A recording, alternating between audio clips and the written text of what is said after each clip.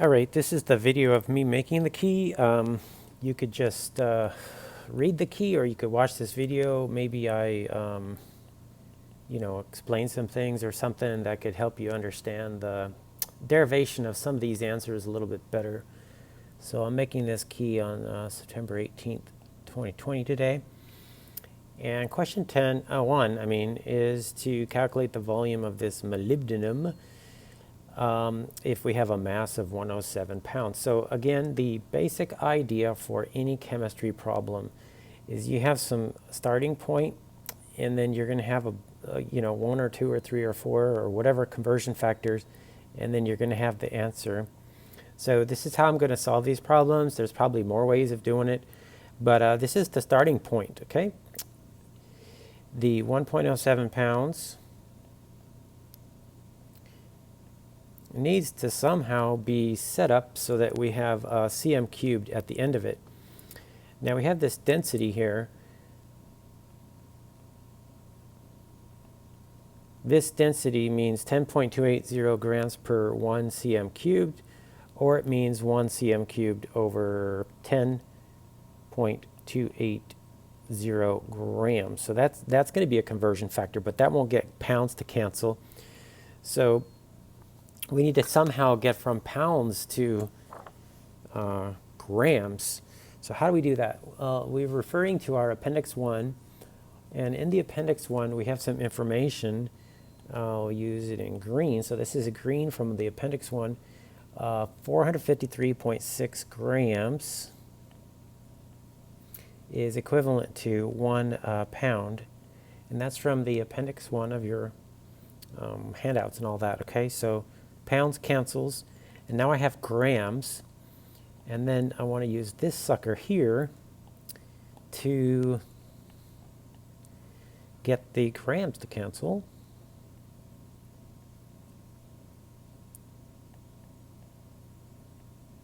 And so grams will cancel, okay? I'm going to grab my calculator here and punch all this in and round it off to 3 sig figs. So let's see. 453.6 divide 10.280. Okay, I'm getting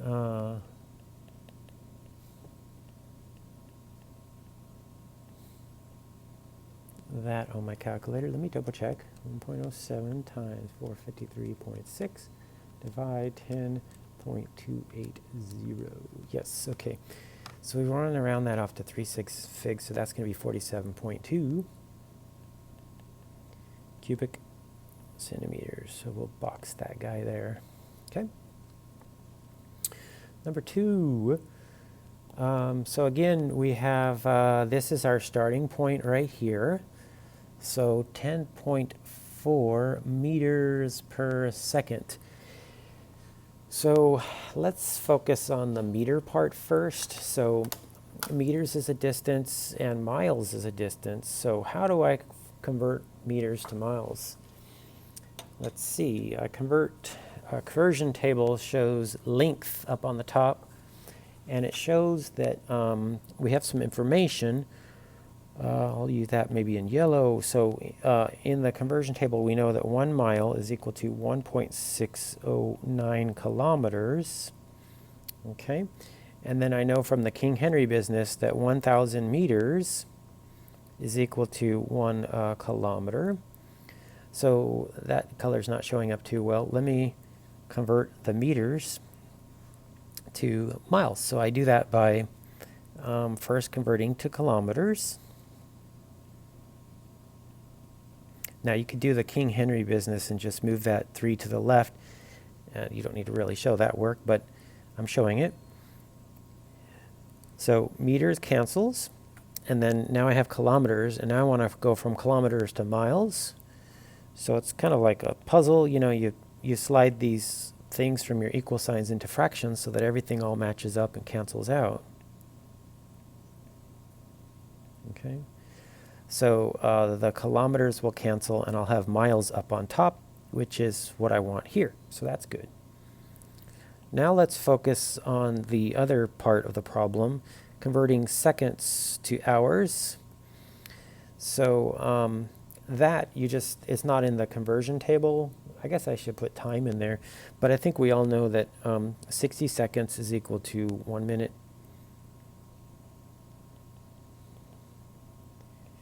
And 60 minutes is equal to 1 hour.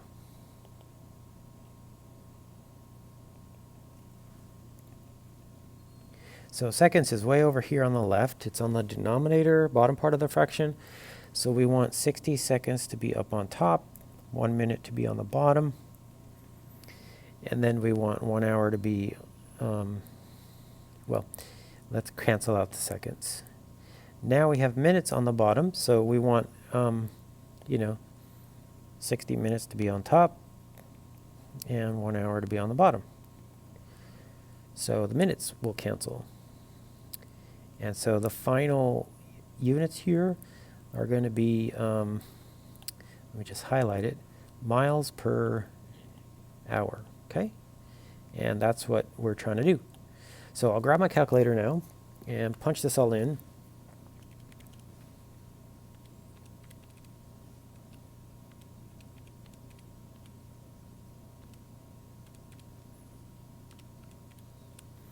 So what do I get on my calculator? I got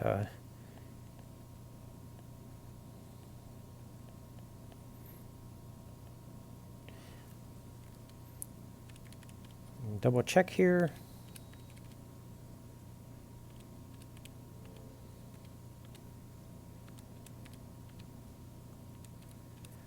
Okay, same number. Okay, so that's good. And now we want to round to the number of digits that we're starting with, 3 sig figs. So this is going to be 23.3 miles per hour. Dang, that's fast. So that's the final answer there. All right, so let's see. We've got a problem where we want to calculate something. And we have the length and we have the width. And remember, area is equal to length times width. We've done several of those problems. And we want not the area in square feet, but square meters. There's many different ways of doing this problem, but what I'm going to do is convert this dimension to meters. Okay? How many feet are in 1 meter? Well, it's not in here. We have meters, inches, and then that's it, right? So let's off to the side make some notes of what I have in my conversion table. So I know that 1 meter is 39.37 inches, and I know that 1 foot is equal to 12 inches. So that's the information I need. All of these 4 numbers get slid into the different parts of these fractions to cancel out. So I want 1 foot to be down here. Up on top, I therefore must have 12 inches. Okay, so feet cancels. To get the inches to cancel, I want the 39.37 inches to be in the bottom and the 1 meter to be up on top. And so let's, on my calculator now, punch this all in. And I get 23.774444755 and so on. So what I need to do is round this off to 2 sig figs. That's going to be 24 meters. Okay. The same kind of conversion would apply for the 36 feet. Okay. I want to set this up with my showing all the work.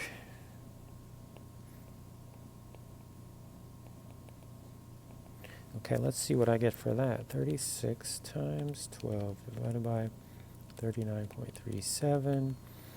That's 10.97. So that's 11 meters. Okay. And then I want to use the area formula, if you want to call it that. Length times width. So that's 24 meters times 11 meters. Okay. And that's 264 meters squared. We'd want to round this to 2 sig figs. So I need to write this in scientific notation. Oops.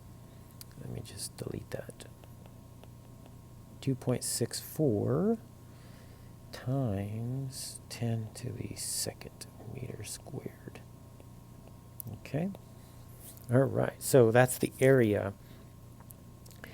Now, if you did, let me see, do I have page 2? Yeah, okay. If you did decide to convert, you know, do the 78 feet times 36 feet and get square feet and then go to meters squared, you would have to, for example, multiply by 12 times 12, okay? You just can't do it once because this is a squared unit. So if you're going from squared feet to squared meters, you need to do this twice. Well, this part twice. So you would multiply your 2,808 square feet by 12, divide by 39.37, divide by 39.37, and you'll get the same thing. It's a different way of doing the problem, but it works. Okay, this one I don't think anybody has any problem with this. So you need to grab a periodic table. So palladium in the periodic table is atomic number 46 right here. And we have a whole bunch of stuff. We don't even show the one, right? But there's, of course, one palladium in that guy. So what you need to do is, you know, this bottom left number is the number of protons. Okay. To calculate the number of neutrons, you're going to have to subtract two numbers. It's assumed that you know which two numbers to do. And then the charge could be figured out in your head as well. Remember the charge formula. Charge is equal to protons minus electrons. The charge is plus 2. The protons, we previously, well, I said to box the answers, so we'll box that. 46, and then we want to subtract the number of electrons, which is unknown. Okay. So how do we do that? Well, it's just algebra, right? So you could subtract 46 from each side. Okay, so negative 44 is equal to negative E. And then if we multiply both sides of this equation by negative 1, we get 44 is equal to variable E. And that stands for electrons.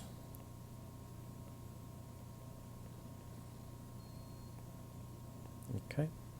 This is not a math class. If you have these answers here without work, I will accept it.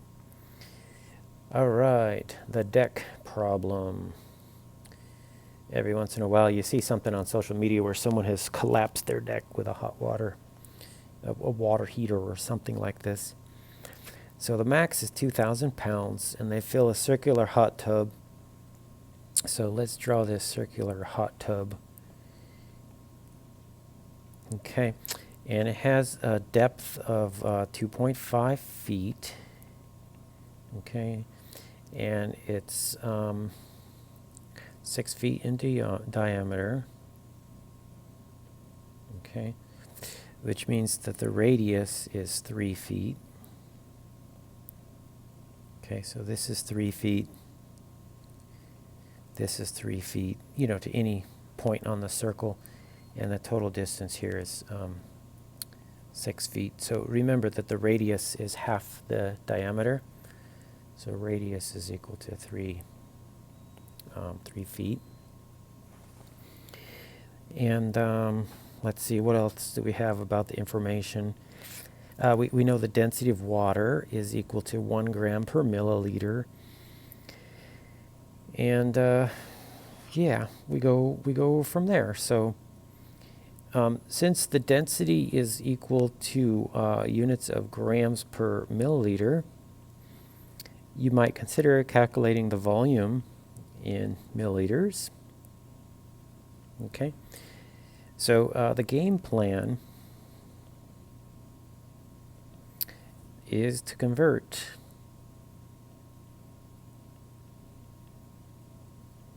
all of the feet to centimeters. Okay, this is just my way of doing it. And then we're going to, so that will be step, 1 pretty much. Step 2, we'll calculate the volume, using that formula there given to us. We'll highlight that there. And that will be in cubic centimeters. And then it'll all be downhill from here because we know that volume in cubic centimeters times grams per milliliter, it's the same thing as cubic centimeter, right? Will cancel out, and I'll have the grams, okay? Then what I need to do is convert grams to pounds. And hopefully, if we're rooting for this homeowner, it'll be like 1,000 pounds or something like that, and their deck won't collapse. But maybe it's more than 2,000 and the deck will collapse. So this is my game plan, okay? So let me write small. I don't have a whole lot of, well, I could create, I guess, an empty page maybe. I don't know. So let's see. Let's go ahead and try this. So first of all, let's take my radius, which is 3 feet, and change this to centimeters. So there's 12 feet per 1 inches. So we all know that, I think. And then there's 2.54 centimeters in 1 inch. Okay. The height, that's h in that formula, is 2.5 feet.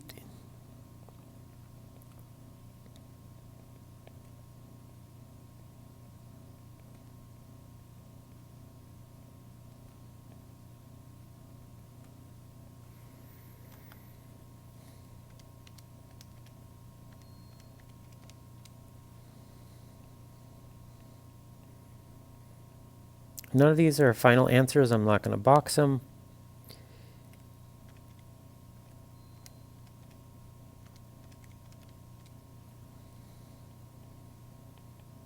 Okay, so I've got step 1 done. Step 2, I want to calculate the volume. So it's pi r squared h. Pi is 3.14. And there's a button on your calculator. It gives you all the digits there that you need. Radius squared.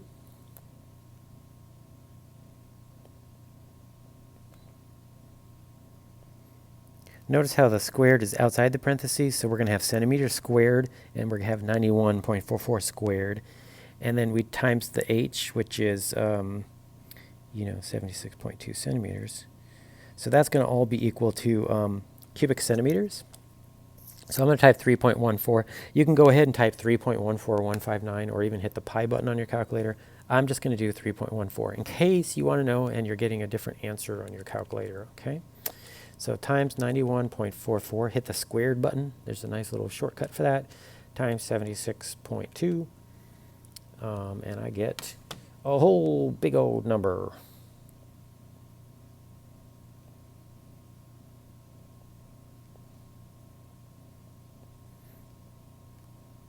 Okay, that's cubic centimeters. All right. Now I'm going to take my resulting volume in cubic centimeters of this water and multiply it by the density. So remember that 1 gram per milliliter is the same thing as 1 gram per cc, which is the same thing as 1 gram per cm cubed. All of these volumes are equivalent no matter what we're talking about: lead, gold, helium, anything.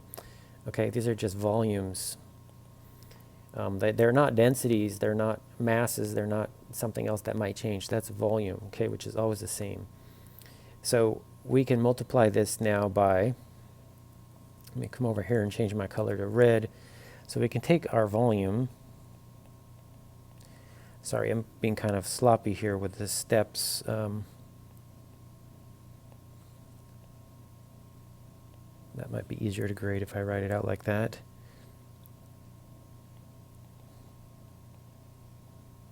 Now you might be wondering, why am I doing this step? It's just you're multiplying by 1, the number doesn't change. That's right, but remember, chemistry is more so about the units. Now step 4, this is where we find out our deciding situation. Does Jack have to call his buddy to fix his deck? Now what you'll want to do is refer to the appendix again, and remember 453.6 grams is 1 pound, okay? 1 pound, 453.6 grams. So grams cancels, and we're left with some number.